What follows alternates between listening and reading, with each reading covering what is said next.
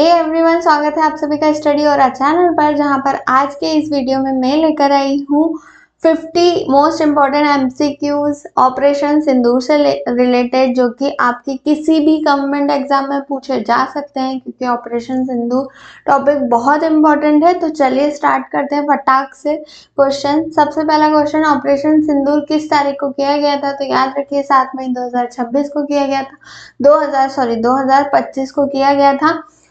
किस कारण किया गया था? तो पहलगाम अटैक जो हुआ था 22 अप्रैल 2025 को, उस का जवाब देने के लिए 7 मई 2026 को ऑपरेशन सिंदूर किया गया।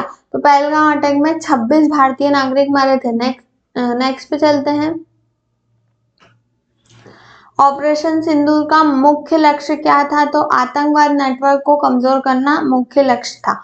नेक्स्ट पे चलते हैं। ऑपरेशन सिंदूर का हमला मुख्य रूप से किस क्षेत्र में हुआ? तो पाकिस्तान और पीओके या पाकिस्तान ऑक्यूपाइड कश्मीर में हुआ। फिर इसके बाद ऑपरेशन सिंदूर किसके जवाब में शुरू किया गया था? पहलगाम अटैक, जिसमें 26 भारतीय नागरिक की हत्या की गई थी। इसके बाद ऑपरेशन सिंदूर की अवधि कितनी थी? तो 4 दिन चला था ये। इसके बाद ऑपरेशन सिंदूर में किसका उपयोग हुआ था? तो फाइटर एयरक्राफ्ट का यूज हुआ था। पहलगाम आतंक, नेक्स्ट पे चलते हैं। पहलगाम आतंकी हमला किस घाटी में हुआ था? तो बेसरन घाटी, जो कि पहलगाम कश्मीर में है। नेक्स्ट पे चलते हैं। मॉक ड्रिल कब शुरू हुई? तो 6 मई 2026 को शुरू हुई। इसके बाद मॉक ड्रिल का मुख्य उद्देश्य क्या था? तो नागरिक सुरक्षा प्रशिक्षण था। इसके बाद ऑपरेशन सिंदूर को स्ट्राइक कितने समय तक चली? तो ऑपरेशन सिंदूर की जो स्ट्राइक है वो 23 मिनट तक चली। इसके बाद ऑपरेशन सिंदूर में मुख्य भूमिका किसने निभाई? तो तीनों ही जो फोर्सेस थी, आर्मी, नेवी और इंडियन एयरफोर्स, तीनों ने ही मुख्य रूप निभाया था, मुख्य भूमिका निभाई थी। इसके बाद स्काई स्ट्राइकर ड्रोन किस प्रकार का ड्रोन है? तो लॉटरिंग मॉनिटरी ड्रोन है ये। जो है टारगेट को देखकर टारगेट का पता लगा के वहां जाकर मतलब फट जाता है। इसके बाद इसको सुसाइडल ड्रोन भी बोला जाता है, मतलब ये टारगेट का पता लगाकर टारगेट को देखकर और वहां जाकर गिर जाता है। इसके बाद नेक्स्ट पे चलते हैं। ऑपरेशन सिंदूर की स्ट्राइक कितने समय तक चली? ये क्वेश्चन रिपीट हुआ है, 23 मिनट तक चले। इसके बाद ऑपरेशन सिंदूर के समय आर्मी चीफ कौन थे? तो उपेंद्र द्विवेदी जो थे वो आर्मी चीफ रहे थे। इसके बाद एयरफोर्स चीफ कौन रहे थे? तो अमरप्रीत सिंह जो थे एयरफोर्स चीफ रहे थे। इसके बाद नेवी चीफ कौन रहे थे? तो दिनेश कुमार त्रिपाठी नेवी चीफ रहे थे।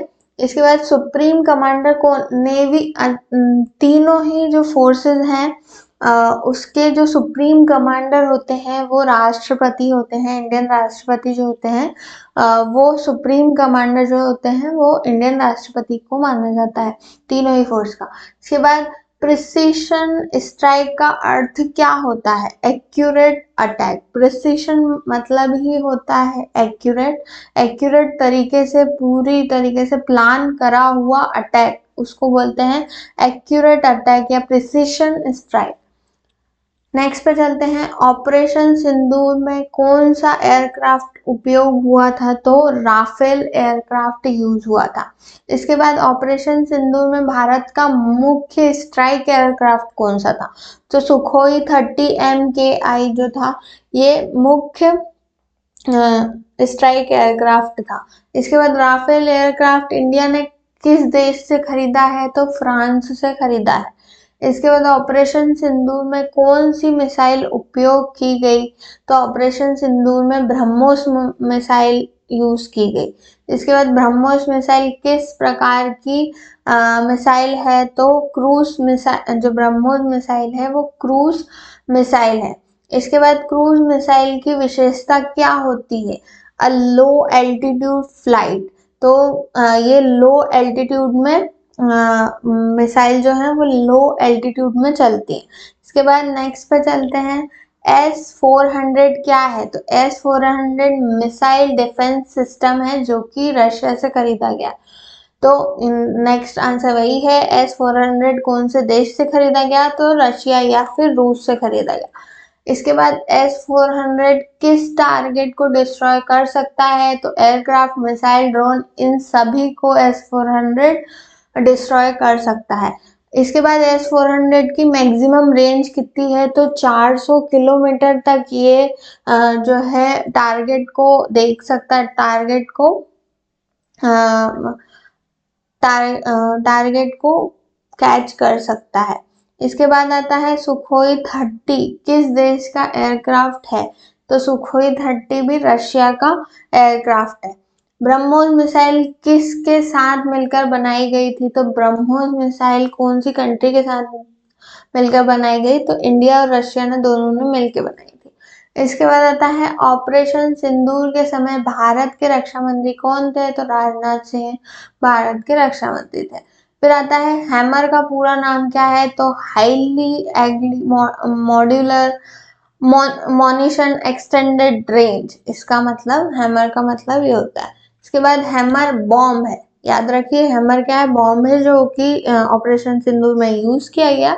ये गाइडेड बॉम्ब है जिसको गाइड किया जाता है कि इसको कहाँ जाकर फटना है, पूरी तरीके से गाइडेंस के थ्रू ये फटता है। इसके बाद आता है हैमर बॉम्ब किस प्रकार के टारगेट को डिस्ट्रॉय करने के लिए उपयोग किया जाता है? तो बंकर, बिल्डिंग और टेरर कैंप पर, मतलब आप किसी भी बिल्डिंग पर डिस्ट्रॉय कर सकते हो, टारगेट कर सकते हो हैमर को। इसके बाद भारत के वर्तमान राष्ट्रीय सुरक्षा सलाहकार कौन है? NSA नेशनल सिक्योरिटी एडवाइजर कौन है? तो अजीत डोभाल जी हैं जो कि 2014 से ही NSA है इंडिया के। इसके बाद ऑपरेशन सिंदूर में भारत ने पाकिस्तान में कितनी प्रमुख आतंकी ठिकानों को नष्ट किया? तो 9 प्रमुख आतंकी ठिकानों को नष्ट किया गया।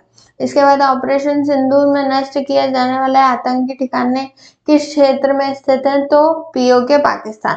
फिर निम्न में से कौन सा आतंकी संगठन का ठिकाना ऑपरेशन सिंदूर में टारगेट किया गया? तो जैसे मोहम्मद का जो है आतंकी ठिकाना टारगेट किया गया। इसके बाद निम्न में से कौन सा आतंकी संगठन का ठिकाना नष्ट किया गया था? तो लश्कर-ए-तैयबा और जैसे मोहम्मद, इन दोनों का ही जो आतंकी ठिकाना है उसको नष्ट किया गया। फिर आता है ऑपरेशन सिंदूर में पाकिस्तान के कौन से प्रकार के ठिकाने डिस्ट्रॉय करे गए? तो टेरर लॉन्च पैड भी, ट्रेनिंग कैंप्स भी और कमांड सेंटर्स को भी डिस्ट्रॉय किया गया। इसके बाद नेक्स्ट पे चलते हैं, ऑपरेशन सिंदूर में पाकिस्तान के कौन से फाइटर जेट डिस्ट्रॉय करे गए? F-16 फाइटिंग फैल्कॉन, ये नाम है पाकिस्तान के फाइटर जेट का, इसको डिस्ट्रॉय करा गया। इसके 4 से 5 डिस्ट्रॉय करे गए हैं फैल्कन, फाइटिंग फैल्कन। इसके बाद आता है ऑपरेशन सिंदूर में पाकिस्तान का कौन सा इंडिजीनियस फाइटर जेट डिस्ट्रॉय हुआ? तो JF-17 है जो पाकिस्तान का इंडिजीनियस फाइटर जेट है, उसको भी डिस्ट्रॉय किया गया। इसके बाद आता है ऑपरेशन सिंदूर में मुरिद के किस आतंकी संगठन का मुख्यालय टारगेट किया गया? तो मुरिद के कौन सी आतंकी संगठन का मुख्यालय है? लश्कर-ए-तैयबा का। इसके बाद जैसे मोहम्मद का मुख्यालय किस स्थान पर स्थित है? तो बहावलपुर। इसके बाद ऑपरेशन सिंदूर किसके नियंत्रण में था? तो भारतीय सेना। इसके बाद ऑपरेशन सिंदूर का मुख्य उद्देश्य क्या था? तो आतंकवाद को खत्म करना। नेक्स्ट पे चलते हैं, ऑपरेशन सिंदूर किस प्रकार की कार्यवाही थी?